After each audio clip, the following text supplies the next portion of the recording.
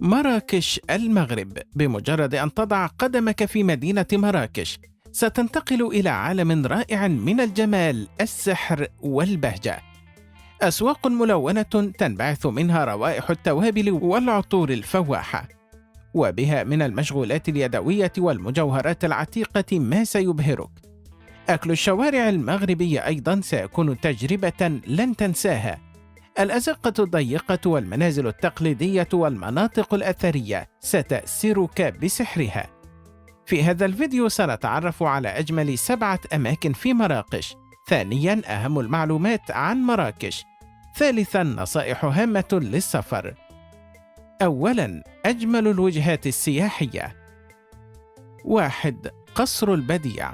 يعتبر القصر واحداً من أشهر المعالم التاريخية في مدينة مراكش، لتاريخه العريق الذي يرجع إلى القرن السادس عشر، ويعد من روائع الهندسة المعمارية المغربية لتصميمه المميز الذي يبهر كل من يزوره، حيث يتميز ببنائه الفريد وتناسق أبنيته بالإضافة لجدرانه المزينة بالنقوش والزخارف الجميلة. يتوسط القصر ساحة كبيرة يصل طولها ل90 متراً، يتخللها عدد من الحدائق الغناء وبركة مائية اصطناعية. عند زيارتك للقصر يمكنك أخذ جولة حوله لتشاهد العمارة المراكشية القديمة في أبهى صورها، ولتتعرف على تاريخ المدينة، فهو المكان الأمثل لمحبي التعرف على الحضارات القديمة. 2. حديقة ماجوريل. تعتبر الحديقة من أشهر المنتزهات الطبيعية والترفيهية في مراكش المغرب، لمساحتها الشاسعة المليئة بالخضرة والنباتات المختلفة التي جلبت خصيصاً من القارات المختلفة لإنباتها في تلك الحديقة الساحرة. كما تعد حديقة ماجوريل من أنسب الأماكن للقيام برحلة مع أسرتك في مراكش. يتوسط الحديقة متحف للفنون الإسلامية.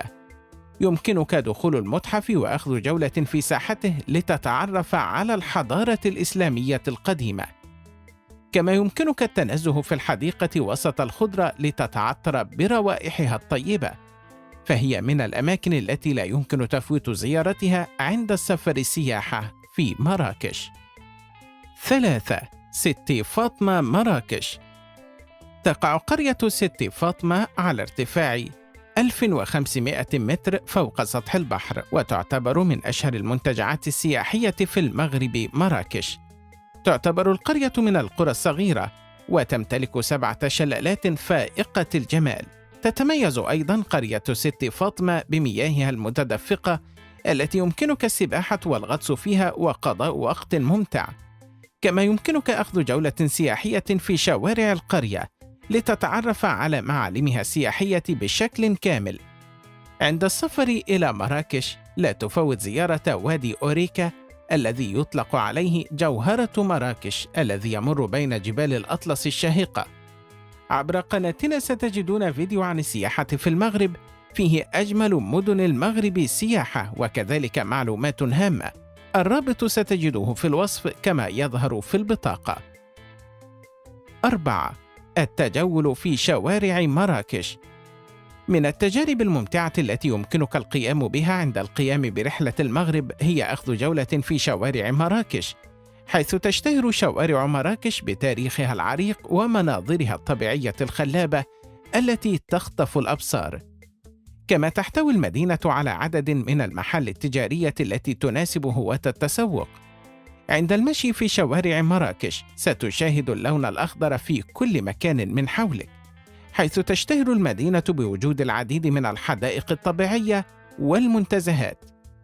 يمكنك الجلوس بها وقضاء وقت ممتع وسط أحضان الطبيعة.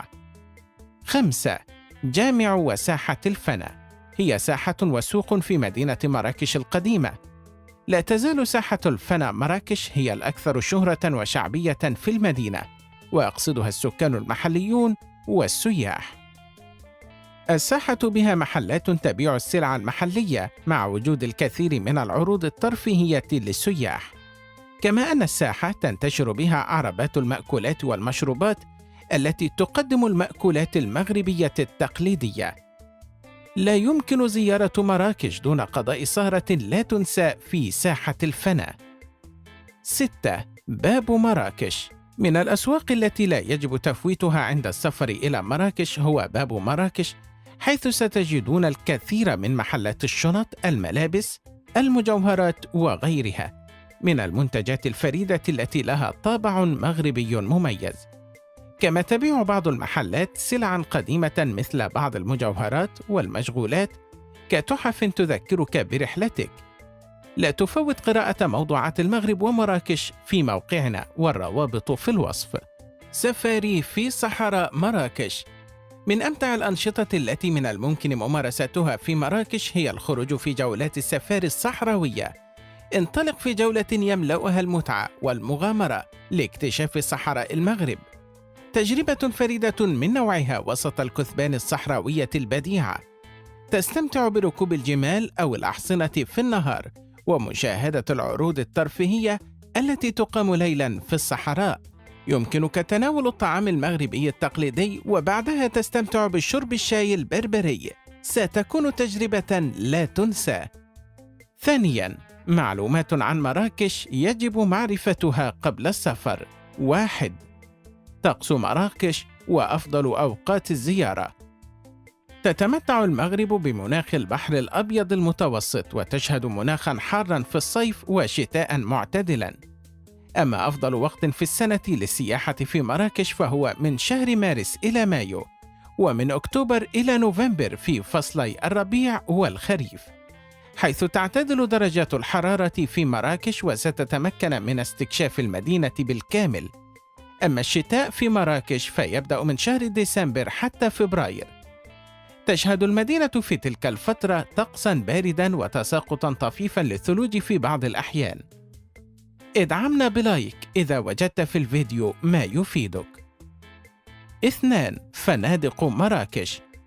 تبدأ أسعار الفنادق ال5 نجوم من $139. الفنادق ال3 نجوم تبدأ من $55. أما فنادق مراكش النجمتان فتبدأ أسعارها في الليلة الواحدة من $13. 3. مطاعم مراكش. مطعم أزار، مطعم دار السلام، مطعم تشيز علي، مطعم دار شريفة. 4. نصائح السفر إلى مراكش. المساومة على السعر من الأشياء الضرورية في مراكش، لأن بعض التجار يفرضون أسعاراً باهظة للسلع. من الأفضل شراء المياه المعبأة والابتعاد عن مياه الصنبور. تبديل العملات في المطار فكرة سيئة، حيث يتم استخدام سعر صرف مختلف عن البنوك في المغرب، ولذا تعد فكرة جيدة تبديل أموالك في أحد البنوك.